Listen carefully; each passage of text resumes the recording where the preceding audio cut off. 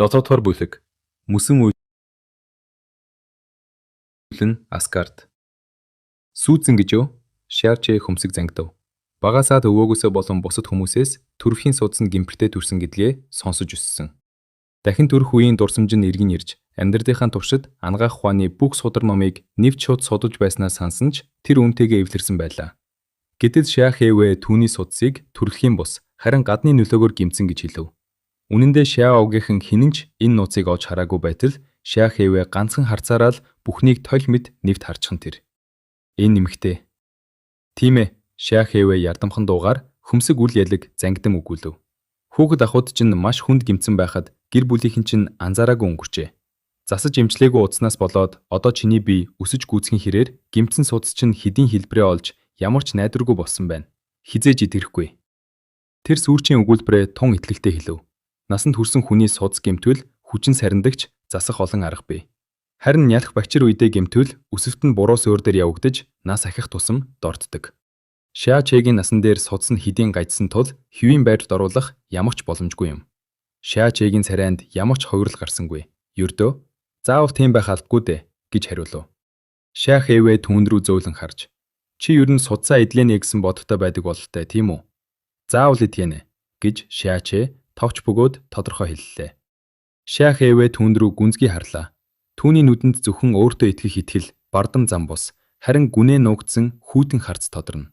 Тэр дотроо санаа алдаж, хөх тэнгэрийн төв удам, авьяас бэлэгтэн олон. Магадгүй чиний судсыг ангааж чадах хүн байхыг үгүйсэхгүй. Сая би хэтэрхий итгэлтэй хийж ярихлаа. Миний мунхаглал гэж бодоорой.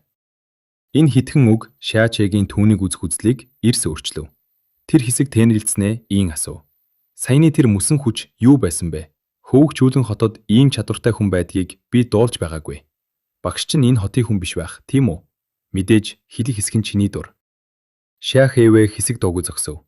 Шиаче түүнийг хариулахгүй гэж бодтол тэр таймнаар мөсөн үүлэн урлаг гэв. Мөсөн үүлэн урлаг аа. Энэ нэр Шиачегийн чихэнд дэндүү тань сонсогдоход би энэ үл ялэг чичирхийлв. Гинт нэгэн нэр толгойд нь харун орж ирэхэд царайн цонхиж өөрийн ирэхгүй дуу алдлаа. Мөсөн үүлэн Асгард уу?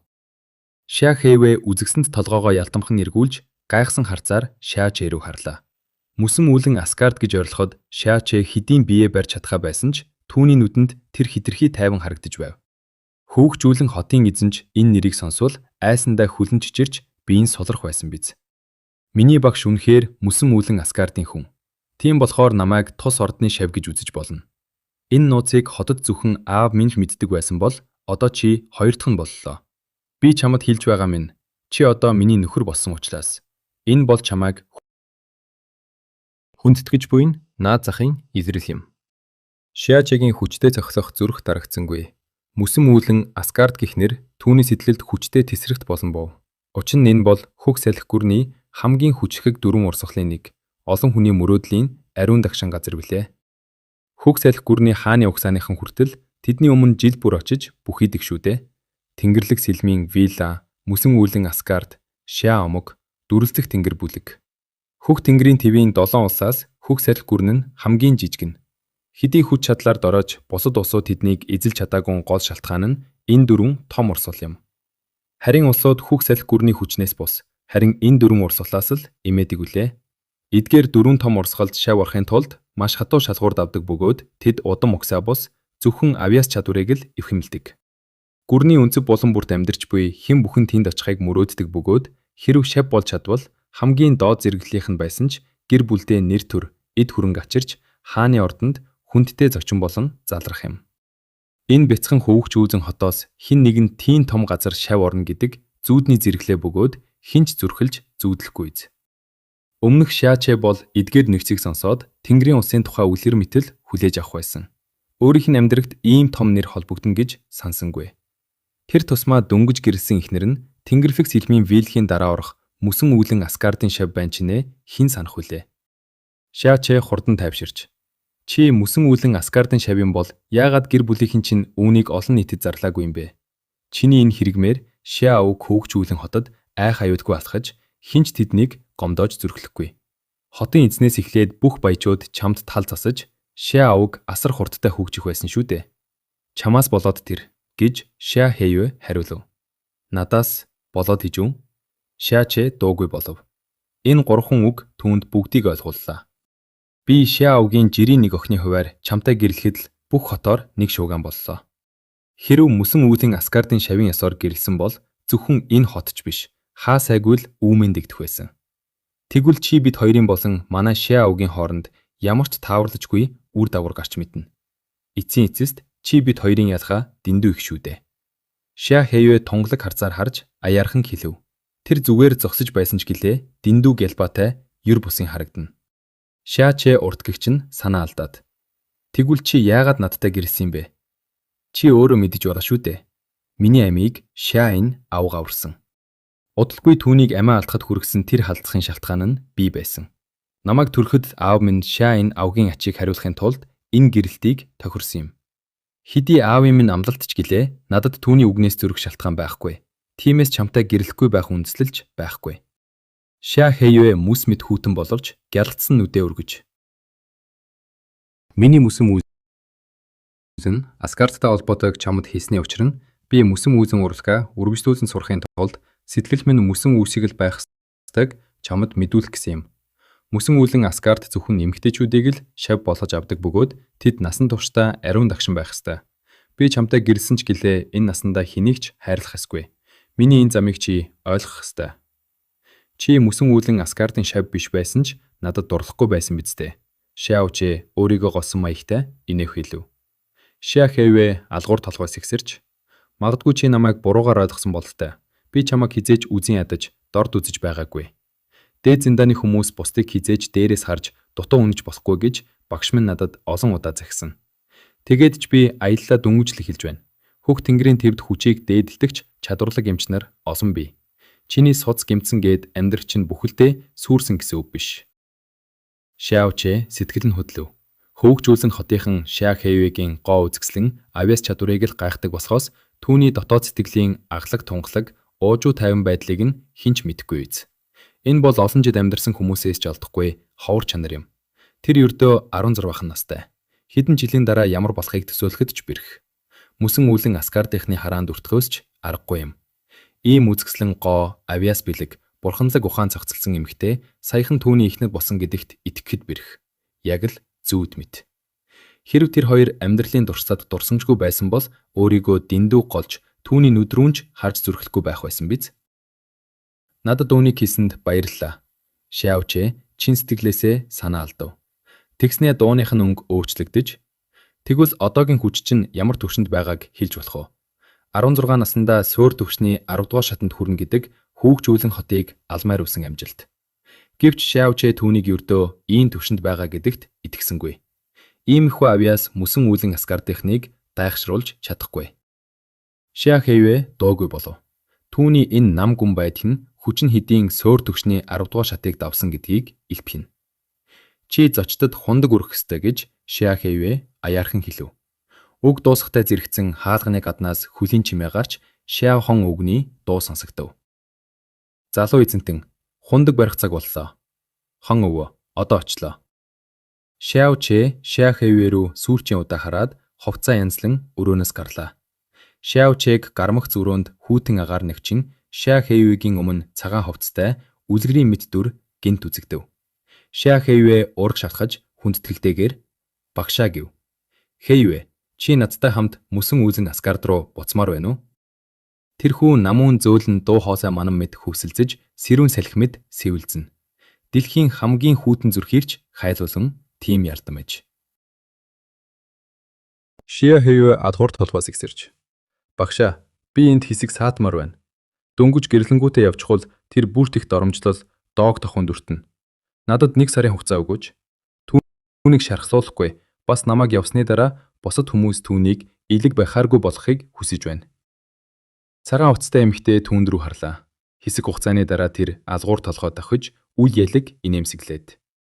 За яах вэ? Хэдэн зуун жилийн түүхэнд мөсөн үүлэн Аскардын шав гэрлэхийг зөвшөөрсөн анхны тохиолдол энэ. Нэгэн дэх дүрм зөрчснөөс хойш дахиад 1 сар хүзээхэд юуны гарч байх вүлээ? Хүслийг минь гүйцэтгүүлсэнд баярлалаа багшаа. Шиа Хэйвэ дахин мэхийж тэн бэлдснээ аяархан шивнэв. Багшаа, түүний судсыг ангаах ямар ч боломжгүй гэж юу? Цагаан хувцастай эмэгтэй шуудхан толгоос ихсэрч. Энэ ертөнцид боломжгүй зүйл гэж үгүй. Гэхдээ ядчил миний хувьд боломжгүй харагдаж байна. Хээвэ, чи бусдыг инэрх сэтгэлтэй, сайхан сэтгэлтэй хүн юм. Гэвч энэ асуудал би чамд тусаж чадахгүй нэ. 8 дугаар бүлэг. Хормын шүн. Шиа хээвэд дахин асуусангүй. Ийм өндөр дээд язгууртай эрхэмсэг багш нь боломжгүй гэж батлан хэлсэн бол өчүүхэнч найдвар үлдээгүй гэсэн үг. Хээвэ, багада аврагдсан ачиг чинь бодож мөсөн үүлэн Асгард руу буцах хугацаагаа хойшлуулан байж аж хариулах гэсэн чин хүслийг чинь би мэднэ. Гэхдээ түүнтэй гэрэлсэн чинь л ачийг хариулахад хангалттай. Чамайг мөсөн үүлэн Асгард руу буцахад хэн болох чинь ил болно. Чамайг явсны дараа тэр илүү их дарамжлал амсаж магадгүй ч мөсөн үүлэн Асгардын шавийн нөхөр гэдэг нэр нь хэвээр үлдэнэ. Наад зах нь энэ бяцхан хөвгч үүлэн хотод ийм нэр хүндтэй байхад хинч түүнд гар хүч зүрхлэхгүй хэмээн цагаан хувцас дэмэгтэй тайвшруулан өгүүлв. Шиа хээвэ алгуур толгой дохиод тийм байгаасаа гэж найдаж байна гэлээ. Түүний судас нь ажиллагаагүй, өөр ямар ч давуу талгүй. Насан туршдаа юунд ч хүрч чадахгүй үз. Харин чи үзэсгэлэнтэй бөгөөд ухаалаг. Чам шиг авьяастан хэдэн зуун жилд ганц л төрдөг юм. Тийм биш байсан бол манай ордны эзэн чамайг дүүрэн зөрчин байж гэрлэхийг зөвшөөрөхгүй байсан. Чамтай гэрэлсэн түүний амьдралын хамгийн том аз завшаа. Энэ алхмыг хийсэн чинь л түүнд хангалттай өглөг болсон. Хэрв аав нь амьд сэрүүн, ухаалаг нэгэн байсан бол энэ хормыг хэдийн цуслах байсан биз? Би явах цаг боллоо. Сарын дараа чамайг ирж авъя. Энэ хугацаанд би ховдохгүй. Хэрв шийдэж чадахгүй асуудал гарвал захиа бичиж мэдэгдээрэй. Багшаа үдэж үгүй. Цагаан хувцас дэмэгтэй эргэж харахад үл ялэг хүүдэн төрхтэй үзэгсэн царай нь тодорлоо. Нүүрэндээ ямар ч бодоггүй атас арьс нь цас шиг цагаан хаш чулуу мэт булбраа. Түүнийг харсан хэн бүхний толгойд мүсэн бий, хаш яс, цасан царай, совдон уруул гэх үгс өөрийн ихгүй буун.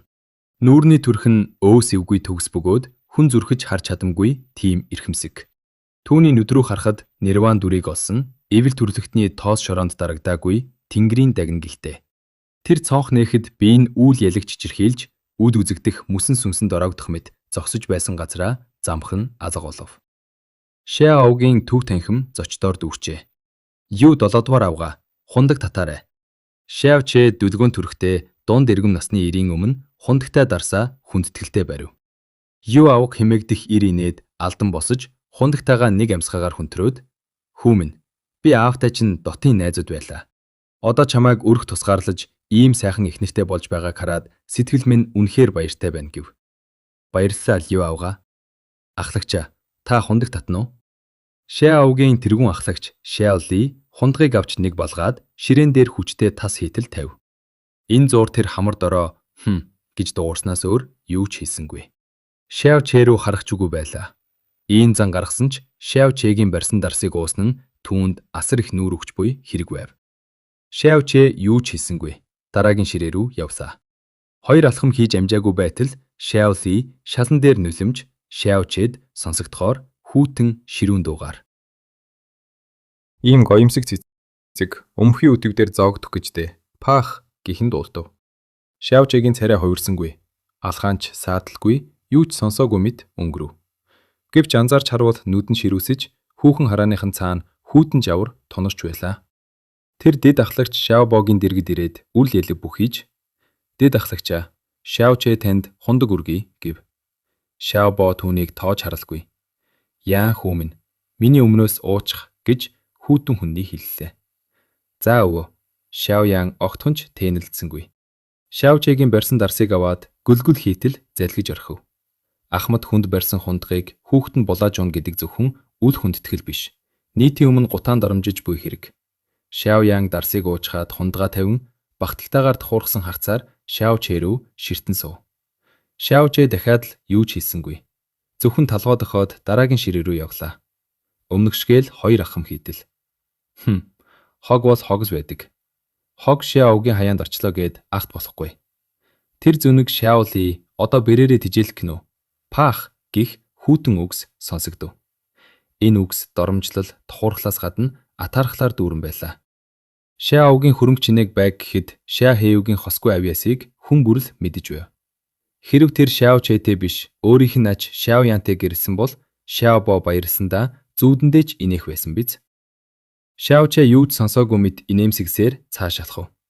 Шаочэ хондог өргөж дуусгаад зочдоо үдлээ. Найр наадам өндөрлөв. Энэ бүх хугацаанд чин сэтгэлээсээ баяр хүргэсэн хүн гарын 5 хуруунд багтахаар цөөхөн байлаа. Хэдий хормын өдрөн тул олон хүн ээлдэг зан гаргасан ч тэдний нүдэнд үл тоомсорсон харц илт харагдана. Зарим нь санаа алдаж, зарим нь хорсон атаархаж, үлдсэн хэсэг нь хог, хэрэгцээгүй амтан гэсэн үгсийг нүүрэн дээрээ биччихсэн мэд доромжлон харж байв. Судсан гэмтэлтэй тул тэр насан туршдаа юунд ч хүрэхгүй нь гашуун үнэн. Тиймээс тэд Шаочэтэй найзлах, эсвэл ээлдэг байх шаардлагагүй гэж үзэж байлаа. Түүнийг гомдоолоо гэд тэр яаж чадахгүй. Энэ ачаагүй амтны өмнө тэд өөрсдийн давуу байдлыг гайхуулж, хизээж өөдлөхгүй сул дорой нэгнийг дээрээс нь харахтаа өөрсдийгөө хүчрэхэг мэд мэдэрч байв. Энэ бол хүний мөн чанарын муухай тал юм. Эртхэн амарда Шаоли Шаочэгийн мөрөн дээр зөөлөн алгадан дулаахан инээмсэглэв. Өвгийнх нь энэ инээмсэглэлийн цаана юу нуугдж байгааг Шаочэ тэр мөчид мэдсэнгүй.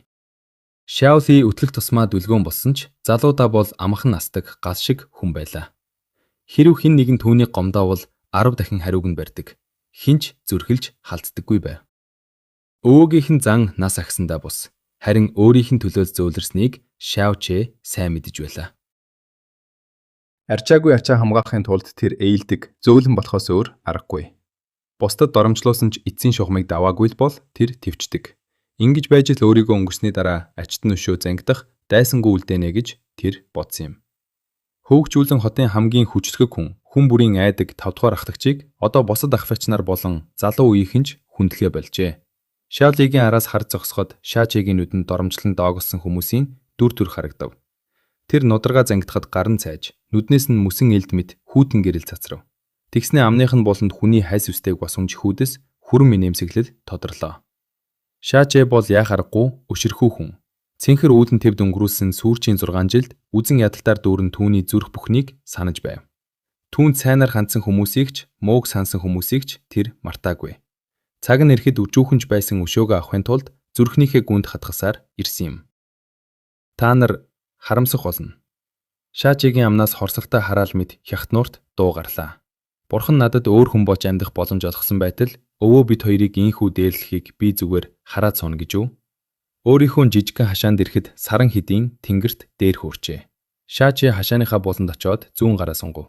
Гинт алган дээрээс нь усны суу сум мэд харван гарлаа. Өнөөдрийн хурмаар тэр дарснаас татгалзаж чадаагүй. Эцэст нь тэр хөл дээрээ тогтож ядах мэт харагдахаар их уусан ч үнэндээ ухаан нь дэндүү сарвал байв. Энэ нь тэр арх даадагтаа биш, харин тэнгэрийн хорт суудны ач байлаа. Уусан бүх дарсан совд руу шингэж байсан юм. Совд түүний биеийн нэг хэсэг болсон тул тэр үнийг өөрийн гар хүлмэд удирдах байв.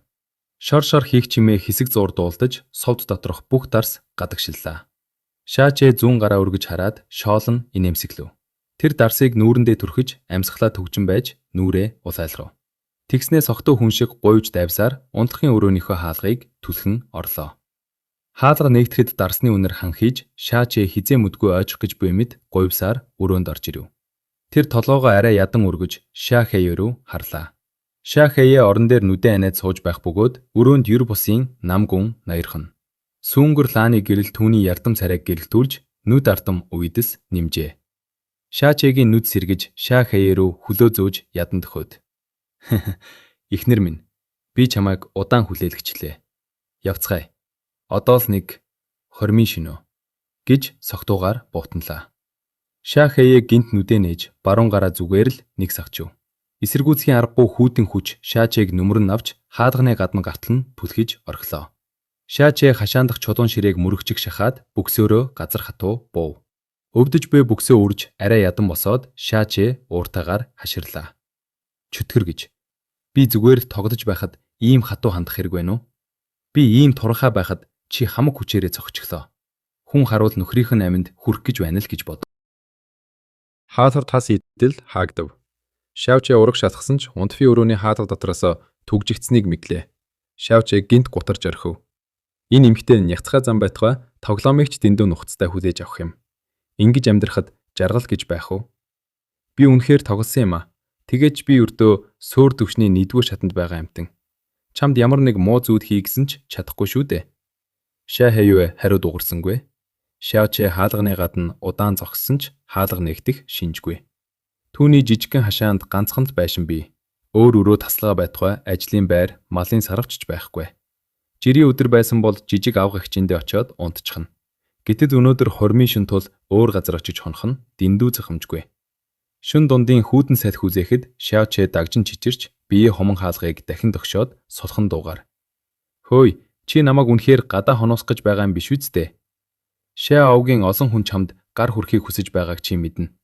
Тэд бидний хормын шөнө болж байгаад дэндүү их хорсож суугаа. Чам шиг авьяаслаг хүн намайг өөртөө хөрөхгүй гэдгийг тэд гадарзаж байгаа болохоор намайг доогсон инээг шартагл хайж байгаа шүү дээ. Хэрв тэд энд ирээд намайг гадаа түгжигдсэнийг харуул би насан туршдаа тэдний элэг доог болно. Яасан ч гэсэн би чиний нөхөр шүү дээ. Намайг бусдад доромжлуулахыг зүгээр хараад сууж зүрх чинь хүрх гэж үү? Өрөөнд нам гүм хിവэр. Шаочэ хаалгыг өшгөлөөд автгын билүү гэж бодож байтал хаалга алгуур нэгдэв. Шаочэ аянг мэт хурдан дотогшорж хаалгаа тас хийтэл хаалаа. Ша хайвэ орон дээр өмгшгээл сууж байв. Зүгээр л сууж байгаа атал түүнээс ирхэмсэг дээд зиндааны аура цэцэрнэ. Тэр үзэгсэлд нүдээ үл ялэг эргүүлж сандарсан Шаочэ рүү хараад надаас 5 алхмын зайнаас дотогш ойртож болохгүй гэж аяархан хэлв. Тэгвэл би хаана унтах юм бэ? Шаочэ ирүүгээ хэлв. Өрөө жижигхэн, орон дээрээс гадна уншдахын ширээ, хоосны ширээ, хоёр шүүгээл бий. Өрөөний нэг талбаас нөгөө тал руу асгахад 7-8хан асхмал болно. Чи орон дээр унт. Ша хайвэ орноосоо бослоо. Хэрэггүй. Шаочэ шуудхан татгалзаж Ша хайвгээс хамгийн хол болон суугаад нүдэ анив. Хэдий Ша хайвэ түүнээс 100 дахин хүчтэй байж болох ч өөрөө боломжтой байтал эмэгтэй хүнийг газар унтуулна гэдэг эр хүнийхэн төрхөнд үл нийцэх хэрэг байлаа.